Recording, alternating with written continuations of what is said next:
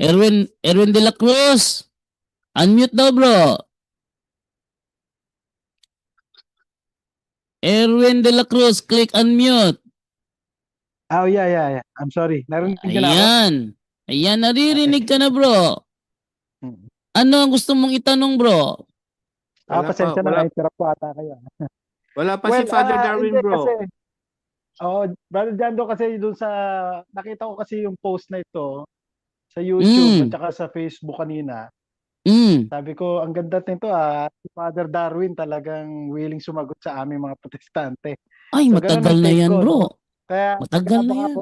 ako. Kaya nag-aabang ako kung talagang papasok ba siya para makapagtanong. Papasok siya mamaya-maya konti kasi may meeting pa doon eh. Mamaya.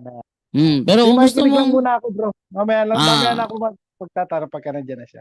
Okay. No problem. Nakikinig naman ako sa inyo mula kanina pa. Nakikinig. No problem. Okay, brother, ito naman. Isa pang pending... Lagi nakikinig na yun si Bro Erwin. Lagi na siyang nandito. Okay, ito naman, isa na namang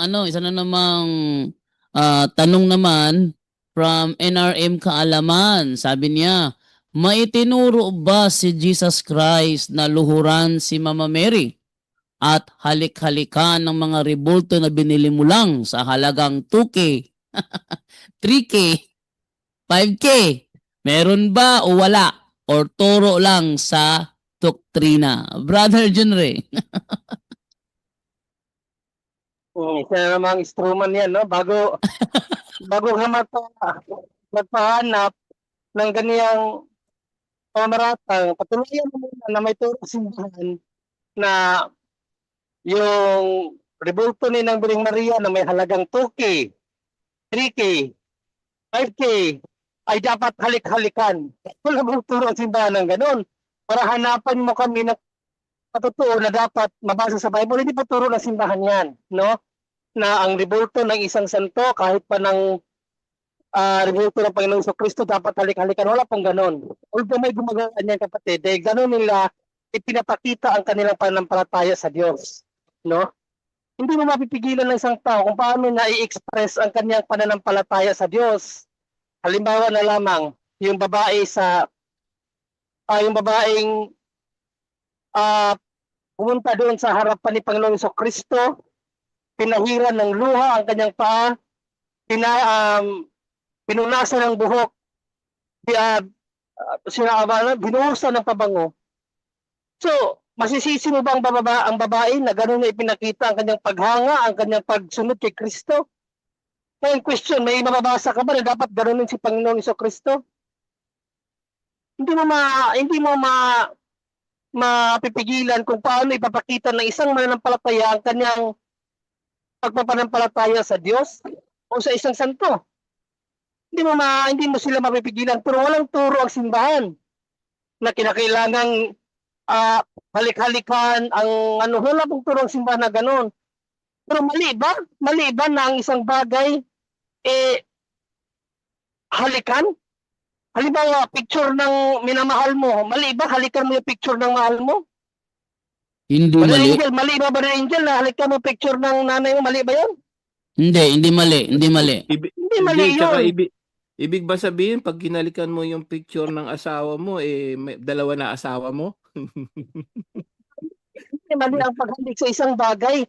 Kasi, pinapakita mo yung respect, pagmamahal, Respeto. sa pamamagitan ng paghahalik. Kasi biblically speaking, meron talagang aral regarding sa banal na halik. 16 nga ng Roma, Bro Jondo. 16 ng Roma? 16. Okay, banal na halik. So tayo ngayon sa banal na halik, Roma 16:16. Sabi, magbatian kayo bilang magkakapatid na nagmamahalan, binabati kayo ng lahat ng mga iglesia ni Kristo. Di ba mayroon talagang tinatawag na banal na halik? Nga, mayroon bang specific na paraan paano gawin ang banal na halik ng Brother Jando? Meron, wala? Halik. Walang specific na paraan paano gawin ang banal na halik. Magbatian kayo, no? Sa banal na halik. Meron talagang aral about sa paghahalik na pwede bang gamitin yan? Halimbawa sa sa mga bagay na nagre-represent sa inyo na mahal po pwede. Kasi even nga picture ng magulang, picture ng kapatid, picture ng mahal mo, ginagawa natin na paghalik na yan. Hindi para gawin silang Diyos. At Kundi, kahit walang turo kamo, talagang hahalikan mo yung picture ng anak kaya nga, mo. Hindi mo kailangan ng turo kamo. para ipapakita yung ating pagmamahal sa mga tao na iyan. No? Pagpapakita sa pagpapa...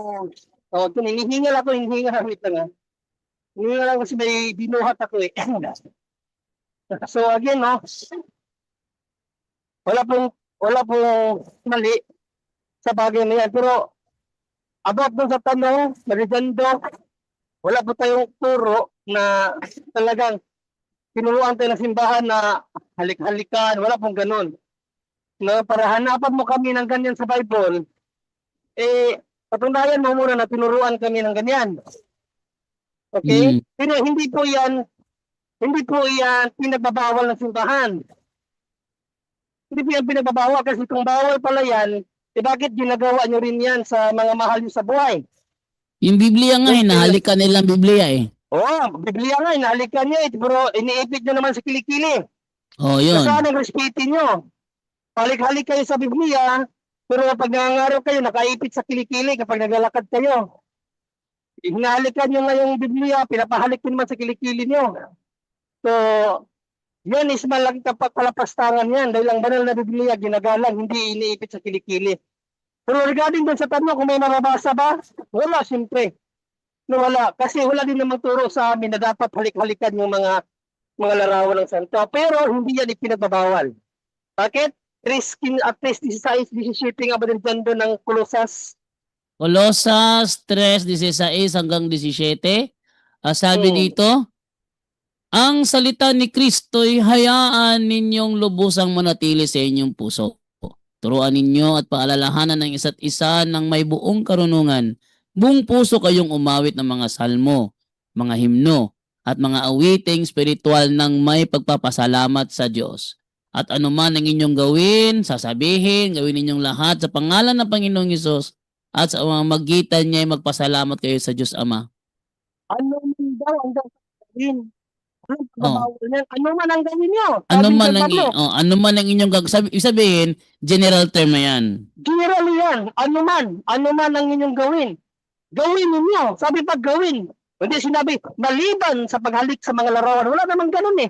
Ano man ang gawin ninyo para sa pagpaparangal kay Panginoong Kristo. Mali ba na parangalan natin ang Diyos sa pamamagitan ng paghalik? Hindi natin siya mahalikan personally kasi wala na siya. O doon sa kanyang larawan, mali ba yan? Hindi nga mali yun kasi kahit kayo, humahalik kayo sa picture ng mga mga mahal nyo sa buhay, kaya huwag yung imali ang paghalik sa larawan ng mga banal o sa panlarawan ng Panginoong Kristo. Hindi po yan bawal. Pero wala pong turo ang simbahan na kinakailangan talaga halik-halikan. Wala pong turo ang simbahan na ganon. Pero hindi ipinagbabawal. Kasi ang turo ni Paul, ano man ang gawin niyo, gawin ninyo alang-alang sa Panginoong Kristo. Ito napakalinaw na hindi tayo pinagbabawalan ng banal na kasulatan ng Diyos sa anumang pamamaraan ng ating pagpapakita ng pagmamahal at paggalang sa Diyos at sa mga santo. Na pwede ba yung gawin sa mga santo kung ano ang ginagawa natin sa Diyos? Pwede. Bakit? 17 Jes Meridiando ng Juan. 17 Jes ng Juan, Brother John Ray? Yes. Okay, 17 Jes tayo ng Juan. Ang sabi dito, ang lahat na sa akin ay sa iyo at ang lahat ng sa iyo ay sa akin at naluluwalhati ako sa pamamagitan nila. Naluluwalhati ang Diyos sa pamamagitan nila. Sino yung nila? Yung mga santo. Yung mga taong pinaging banal ng Diyos. Naluluwalhati natin ang Diyos sa pamamagitan ng mga santo. So yung ang ginagawa natin paggalang, pagluwalhati sa mga santo, ginagawa natin yun hindi sa mga santo per se, but for God. Kasi nagre-replika yung ginagawa natin sa kanila sa Diyos. Kasi ang unang nating pinaparangalan palagi ang Diyos. Diyos sa pamamagitan lang ng mga santo. Kaya hindi po pinagbabawal yun. Kung ang tanong, may mababasa ba? Wala. Pero wala din kasi kami turo tulad ng tanong.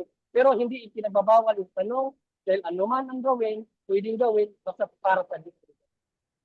At saka natawa ko kay Lloyd Solatorio nung gabing debate namin. Ang sabi niya, pag wala daw utos, magkakasala daw tayo. Ha? Pag walang utos, magkakasala tayo? Hindi yan ang sinabi ni Apostol Pablo eh. Ating balikan ang sinabi ni Apostol Pablo, ha? Pag wala bang utos, magkakasala ba tayo? Basahin natin. Ang kautusan ay nagdadala ng puot ng Diyos sa mga lumalabag. Ngunit kung walang kautusan, wala ring paglabag. Eh, ang ginagawa ng mga protestante, gaya ni Lloyd Solatorio, kapag walang utos daw, paglabag. Anong nilalabag mo? Wala ngang utos. Ano ba naman to si ano? Ang lino. Sablay. Nasa lungat si Apostol Pablo. Sabi niya, masama daw magrosaryo. Saan mo nabasa na masama ang magrosaryo? Sabi niya, walang utos. Pag wala bang utos, magkakasala ba kami? Sabi niya, oo. Eh sabi ni Pablo, pag walang utos, walang paglabag eh. Oh, tama? Sa mga nakikinig ngayon, mga protestante, ang turo ng simbahan, hindi siya nakapako sa Bible alone. Kasi wala kang mababasang alone. Ang nangyari kasi saan mababasa, di ba? Eh kung lahat dapat nababasa, dapat pangalan mo, hahanapin ko rin. Ang pangalan mo ba nasa Biblia? Eh kung wala, hindi kita pakikinggan. Di ba? Kasi puro kayo basa-basa, puro kayo nasa Biblia. Eh kung ni ang pangalan mo, pangalan ng mga ministro nyo, pangalan ng mga founder nyo, wala rin sa Biblia. Saan mababasa sila ang dapat pakinggan? Eh di kung wala akong mababasa sa pangalan ng pinaka-leader nyo, hindi ka namin pakikinggan. Eh di wala na, talo na kayo kagad dyan sa Bible alone. Yun nga, tawa nga ako. Mahirap ang Bible alone dahil pagka hinanapan namin kayo, pinasok nyo sa amin yan at kayo hinanapan namin, saan mababasa na dapat ka namin pakinggan? Wala na, talo ka na. Oh. Hindi nyo pwedeng ano yung mga protestante dahil wala nakasulat Bible alone. Paano yung after noon, pagkatapos ng Biblia? Ano na nangyari noon? Alam niyo ba kung saan ipinasa yung susi kay Apostol Pedro? Wala na kayong alam. Alam niyo ba saan namatay siya? Sino ang pumalit kay Apostol Pedro? Hindi niyo na alam. Kasi nga Bible alone kayo. So may danger doon. Hindi niyo alam eh. Kaya mangyayari, basa kayo ng basa. Misinterpret na misinterpret. No? Walang Bible alone. Wala kang mababasa noon. Kaya wag mo lahat ng may mababasa. Dahil pag ginamit mo sa amin yan, ibabalik namin sa'yo, mas delikado ka. Mas mapapatunayan kayong lahat ng turo nyo, lahat ng tao na nagsasalita, wala rin sa Biblia. No, hindi pwedeng Bible alone, di yan uubra po sa tunay na simbahan. Yan, bro Jando. Na-enjoy ako kagabi kasi hindi na ako nahirapan na wasakin ang tema ni Solatorio kasi siya na mismong umamin. Gumagamit din ng oral tradition. Eh yung oral tradition, di naman yun Bible. Tradition Bible nga eh. alone, pwede pala oral tradition. Pwede basta daw naka-connected sa Biblia. Eh hindi na alone. Ano ba yan? Hindi na alone kasi naka-connect sa Biblia. Pag sinabi naka-connect sa Biblia, hindi siya Biblia. Naka-connect. Hindi na alone. Di ba? Eh, hindi na Pwede alone. pala eh. Sinabi niya kasi dapat Sablay naka-connect. eh. Tinanong ko siya sa Walang sense. sa unang Korintos 7:12, tinanong ko siya doon, saang maliban sa unang Korintos 7:12 sinabi ni Apostol Pablo na ito'y galing sa opinion ko lang. Walang sinabi ang Panginoon tungkol dito. Maliban sa talatang ito, meron ka bang ibang talata na maibigay sa akin na mababasa ang turo ni Apostol Pablo dito na kapag ang lalaki ay may asawang hindi mananampalataya, huwag niyang hiwalayan. Meron ka bang ibang talatang maibigay sa akin na ibang nagturo nito? Pasabihin mo na ang sinabi niya ni Apostol Pablo ay galing sa kasulatan? Wala siyang naituro. So, ibig sabihin, ang siya pa nagsabi mismo, oral tradition yon. Siya mismo ang nag-claim na yon ay oral tradition. Dahil yun ay oral tradition, therefore, hindi Biblia. Kasi nang hanap siya talata, wala siya maibigay talata eh. Hindi Biblia yon. Minado sa kagabi na yung yung oral tradition, kasama yun sa Bible. Sabi nga, tanong sagot na sa akin. Hin- Di ba, tanong ko nga, ano yung sabi na walang kasama. Sabi ko, yung binigay ni St. Paul, di ba, may kasama yung Biblia? Sabi niya, oo, yung tradition. Mm. Yung Brother oral Jando, pwede ako mag-comment? ayun, bibira siya ng comment. Anong comment mo, bro? Well, kasi I just want to correct Brother Angel dun sa kanyang understanding dun sa sola scriptura doctrine, no? Kasi actually, mga bro, yung sola scriptura kasi we're not saying na lahat ng information, no, lahat ng mga knowledge ay kukunin lang natin sa Biblia. Hindi po ganun ang sola scriptura. Actually, Saan yung ano? ang what we say about Define sola mo muna yung ano, scriptura, bro Erwin. Define mo muna yung ano. Kasi yung ito na nga. explanation Ito, mo, hindi na i-define ko alone na. yung explanation mo. Mix na yun. Ito nga, Mm. i-define ko na nga Problemado yan what kasi we- alone yan, what sola we scriptura, mean. bro Erwin eh. Kaya Oo. medyo magkakaproblema ka dyan. Yung word kasi, yung mismong grammar na ginagamit nyo, problematic siya eh. Dahil when you said alone, if I'm alone here, I'm alone. As simple as Halimbawa, that. Brother Angel, bigyan ko ng Yes. halimbawa para kay Brother Erwin na ganito, Wag ka magpaliwanag dahil Oo. a simple sentence alone, Oo. alone itself, that's it. Hindi mo na siya kailangan paliwanagan kasi pag sinabi mo, okay lang may ganito, okay lang, hindi na siya alone, okay lang may, hindi na siya alone, bro. Hindi mo siya pwedeng paliwanagan pa. Brother Wala Angel. nang paliwanag. Kasi Brother Angel, tama ka naman doon, ano, sa kung gagamitin mo, kung i-consider mo ay grammar, no? You're correct there. But we have a specific definition ng doctrine and actually an explanation kung bakit ginamit yung word na alone. At ito nga po yun, bibigay ko, no? Ang aming pong official belief sa sola scriptura, we say, the sole authority for faith and practice, no, is the scripture of the Old and New Testament. As simple as that. So faith and practice po, no? Hindi all knowledge, no? Sige, ganito na lang. Bro Okay. Erwin. Yun po ang aming Brother definition Erwin. ng sola scriptura. Brother Erwin. That's all I want to say. Bro Erwin, kasi hindi kasi ito debate ngayon. Debatihin natin yan sa susunod na linggo. Gusto mo, okay lang ba sa'yo? May debate na kami dyan ni Brother Jando. I don't want to preempt, no? Ay, sa August pa pala kayo. Sa Oo nga August, pala. Sige, hindi ko 1. lang. Hindi ko agawin. I just want to really No? prepare. Tama. Kasi Tama, hindi ko tama. pa ito na-debate before eh. Kaya Okay. nag-ask ako ng permission kay Jando. Baka kung pwedeng sa August. Kasi nga, busy rin ako sa work. Tapos, I really have to prepare. Siyempre, Jando aliado yung Hindi At saka, hindi ka na lang muna namin tatanungin dyan kasi hindi ka pa prepare masyado. actually, naman. natawa ko doon sa sinabi ni ni Solatorio na ano daw ang definition nila sa Bible alone. Pinalilitaw niya na ibang uri sila ng Bible alone. Pinalilitaw niya. Bakit? Kasi yung mga nakakausap kong mga protestante, isapon na lang natin yung ang dating daan, yung MCGI. Maliwanag naman na kiniklaim ni Eli Soriano na sila ay sola scriptura.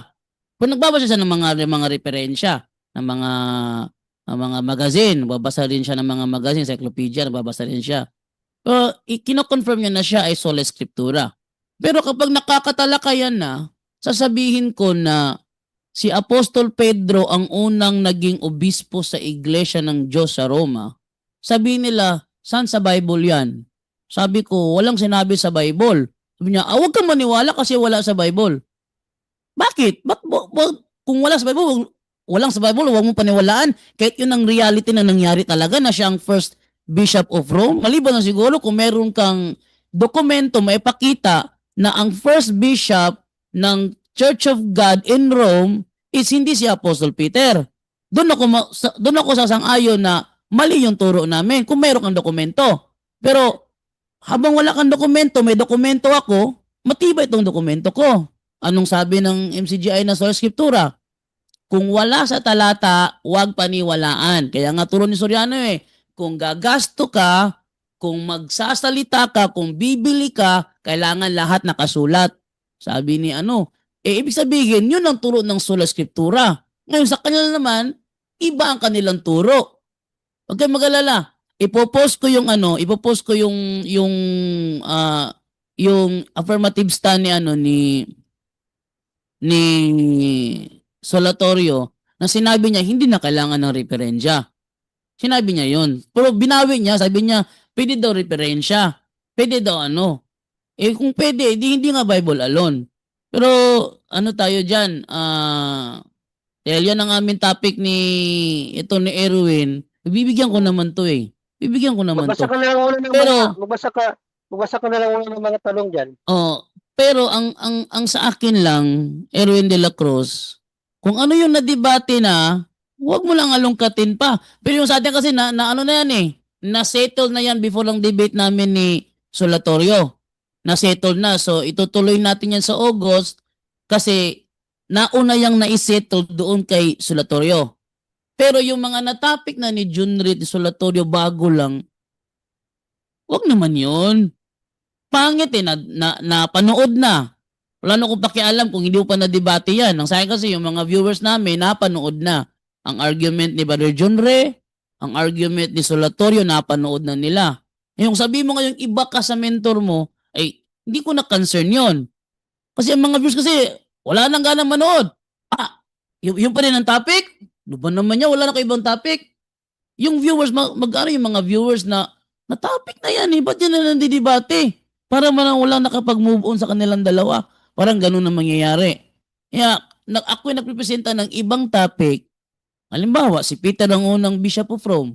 O di kaya, yung patunayan mo na aming rebulto Diyos-Diyosan.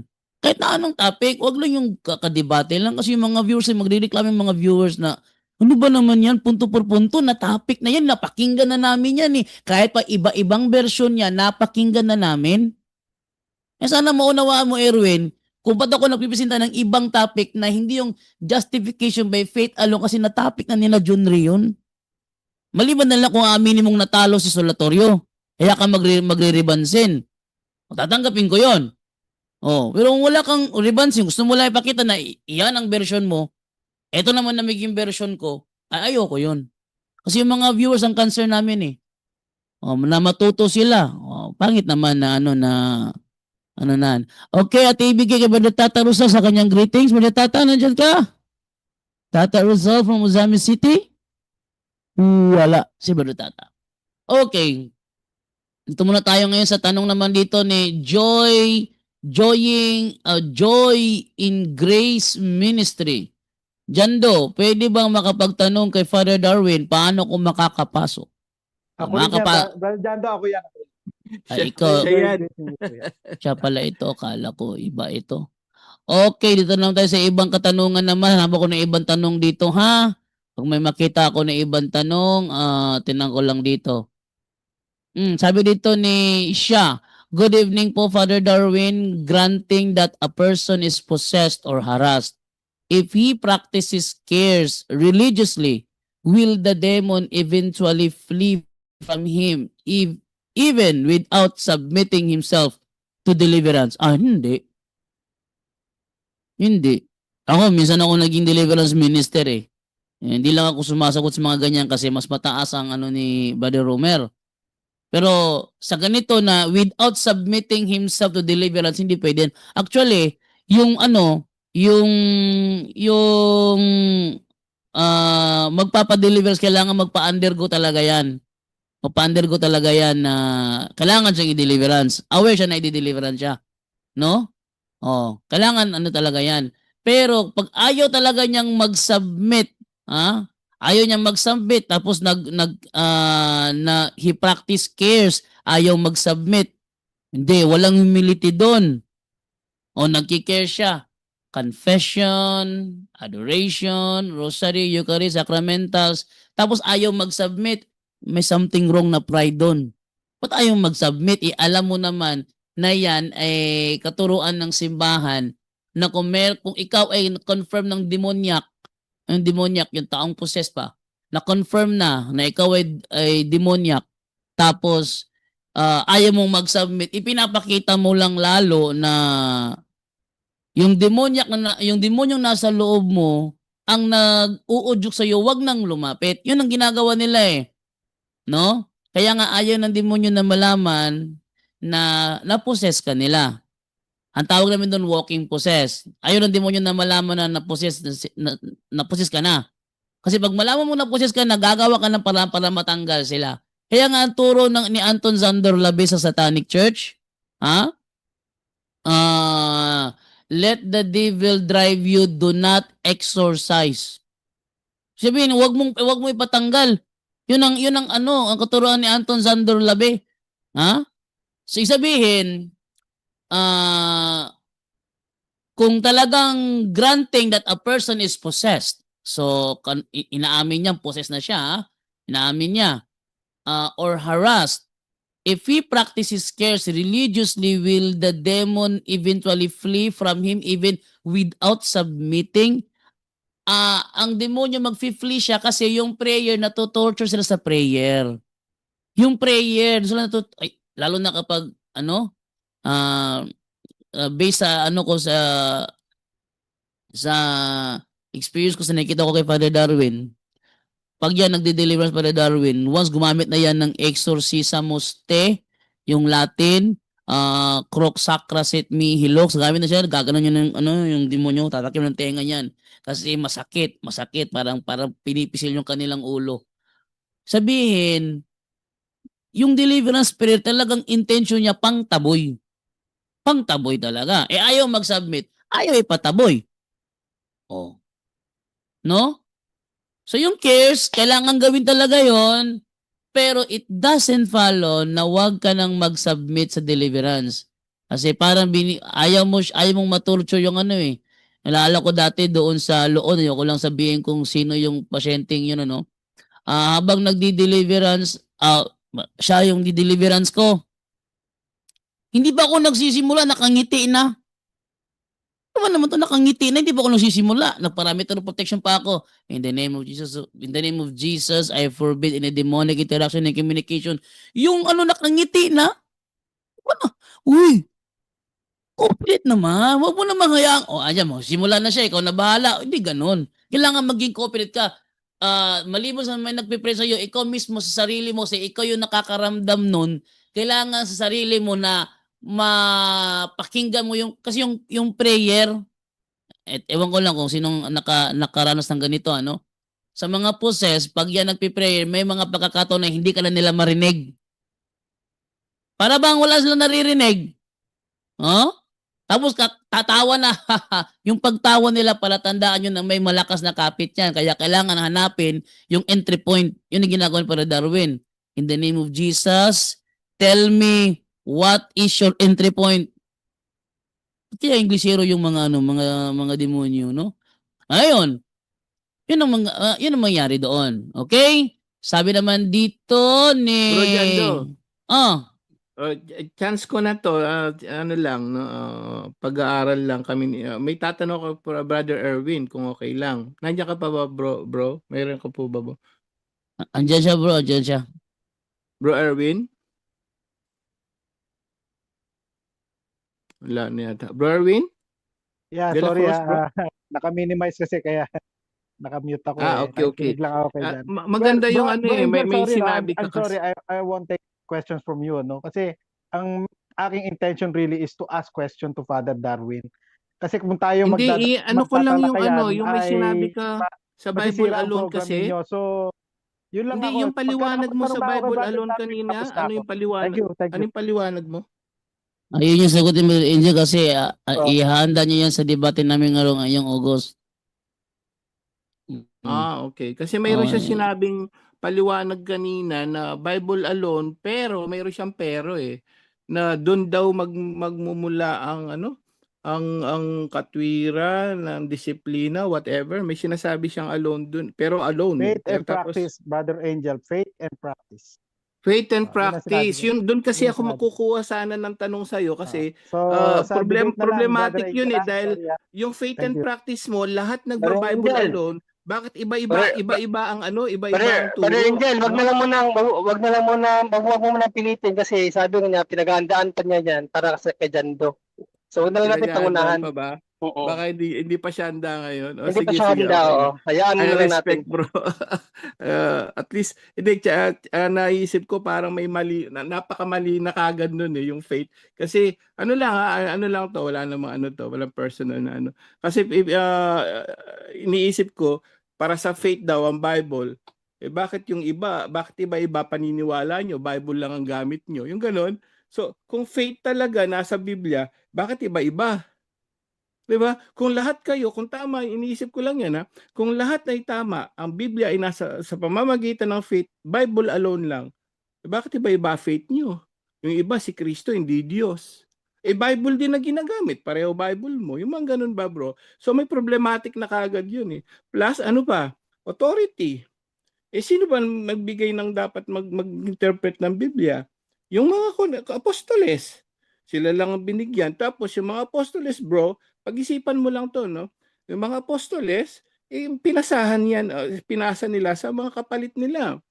Kung wala kang connection, hindi mo may interpret ang Biblia. Ngayon, pag sinabi mong faith, bro, nandito lang, kung false prophet ang kausap mo, kung hindi naman nag-proper theology, ang kausap mo, di mali-mali interpretation niya. Bagsak ang sinasabi mo yung faith, Bible lang.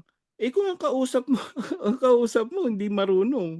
Hindi marunong wala siyang proper theology, wala siyang hermeneutics, wala siyang exegesis. So, yung bagsak na yung sinasabing pagdating sa faith, Bible alone lang. Kaya nga nagkakabuhol-buhol yung mga aral ng mga Bible alone. Dapat, kung totoo yan, iisa faith nyo. Bakit yung iba pangalan, iba leader, iba paniniwala, Bible alone, yung faith pala nasa Bible lang. Problematic, bro. Yun lang masasabi ko, paghandaan mo yun dahil hindi mo mapapatunayan kahit sa akin lang, hindi mo mapapatunayan yun dahil bibigyan kita ng matitinding ano rito kahit sa akin lang. Ano Hindi kaya kung ikaw ubra na yun lang dahil ang lumapit bakit sa akin, Brother Angel, sa debate Bro Erwin, instead tanong ko of lang, bakit Brother bakit Jando bakit para iba-iba at least we have interpretation an ng mga equal Bible alone? opportunity to answer and ask questions. Bro Erwin, How yun lang about that? tanong ko po. Bakit kayo na Bible Okay, alone thank pero you. iba-iba Ayaw mo naman faith, pala. iba-iba paniniwala nyo? Hindi pa kasagot. Oh, Hindi ba kasagot? ano, Doon pa lang bro, bro, sabi mo? Hindi ko narinig eh. Ano sabi mo? Ako ba, Jando? Ano sabi mo kanina? Hindi ko Hindi, sabi narinig. ko, kung mahiling magtanong si Angel, kami na lang ang mag-debate instead na ikaw. Wow. Ayan, Brother So, go. Angel. Tinatanggap mo, hindi, Brother Okay ka ba, Angel? Angel? Lalaban ka ba hindi, sa akin? unang-una, hindi Kita ako mo, ayaw mo interesado naman pala. So, sa makikinig mga na lang ako, paliwanag, Brother bro. Jando, Bro, hindi ka Hindi ako sasagot theologian. kay Angel, please. Ayoko Bro, masira ang program niyo. hindi ka Nakikinig lang ako. theologian. Thank you. Ang mga source namin, Ah, theologians, Bible scholar, bro, at yung mga mga church fathers ang source namin. Hindi ako interesado, kaya hindi ako nakikipag-debate. Hindi ako Brother interesado sa Jando, mga ayoko masira paliwanag yung ng program mga niyo. hindi So, theologian. Hindi ka wag natin theologian. Ah. Theologian i-entertain ka sana ba? ito. No? Wait lang, okay, bro, okay. Jando. Kinig na ako. Bro Erwin, theologian ka ba? O nagbasa ka lang, nag-interpret? Tanong ko. Kasi source ko Ah, theologian eh. Kung Sige marami bro. kang tanong, doon ka sa Brother, debate magtanong. um, Angel, Nako, wala na. binibigyan kita ng Hindi ka chance naman pala doon sa debate. theologian, so Okay? hindi ka Hindi dito. dapat Alright? pakinggan, Thank you. bro. Ngayon, ang pwede, halimbawa, ganito bro ganito Brother na lang. Angel. Hindi, ganito na lang bro Kapag ka nakipag-debate Brother Jando, ka, awatin mo na hihingi yung kasama lang, mo. Nasisira na bro, yung program niya. Brother Angel, wait lang. hihingi lang ako, bro Jando, sandali Pagka nakipag-debate ka, bro Erwin, request ko lang Wala namang personal to, bro. Huwag ka masyadong Ganito lang po pag nag-debate na lang kayo ni Bro Jando, hihingi lang ako ng konting lang. Small time lang na kumbaga, iano ko yung mo, yung mga sinabi mo. Sorry, Angel. Mga ilang minuto lang kasi. Sa debate, no, wag dito. Kasi may program kayo masisira. Nakikiusap na sa iyo yung mga kasama mo. So please, pakinggan mo naman sana sila. Wag mo nang i-insist. Pero, Bro Debate Erwin, na kami. Bro Erwin, yan. meron kami Bro Erwin, Monday Oo. night talakayan ni John Ray. Monday night talakayan. So, okay ka ba na kayong dalawa ni Angel magtalakayan doon? Kasi Brother Jando, ayoko nung ganong walang rules kasi nga puro sapawan lang na nangyayari Tsaka hindi naman pinakikinggan talaga. So, I prefer debates. Kung talagang talakayan, let's have a rule. Let's have Oo. rules. We are governed by Sige, rules para ako yung sa gitna, ako yung magro-roll out. ayun na nga, debate na nga yun. So kung debate ang gusto Hindi, niya, hindi. sige, let's have a debate. Ibig sabihin, talakayan lang. Ibig sabihin, magpapaliwanag ka, maximum of 5 minutes. Ganun na nga. Tapos, Kung may tanong ganun na 5 minutes Brother uli. Jando, debate na yun. Kung ganun, Brother Jando, debate na yun. So let's formalize it. Might as well call it a debate para may moderator, may rules. No, I'm okay with that. Pero yung ganito Oo. lang na tanong. Bro Erwin, nandito na Okay. tayo So, eh. Brother Jando, Tinatanong please, na nga let's kita eh. stop Hindi this. kailangan Kasi may Brother program kayo eh. Angel. Kailangan Ayoko mo program formal. yun because of me. Brother Angel, talagang Stop, Brother Angel. Pigilan yun. talagang ayaw ni Brother Erwin. Hindi ko naman siya mapilit kasi Bituin na lang natin yung ano ng Oo. tao, huwag nating pilitin kasi ayaw nga eh. Tayo, pag ayaw din naman natin, hindi naman tayo napapagpilit eh. Sayaan na lang natin, huwag na lang ipilit. Ayaw. ah,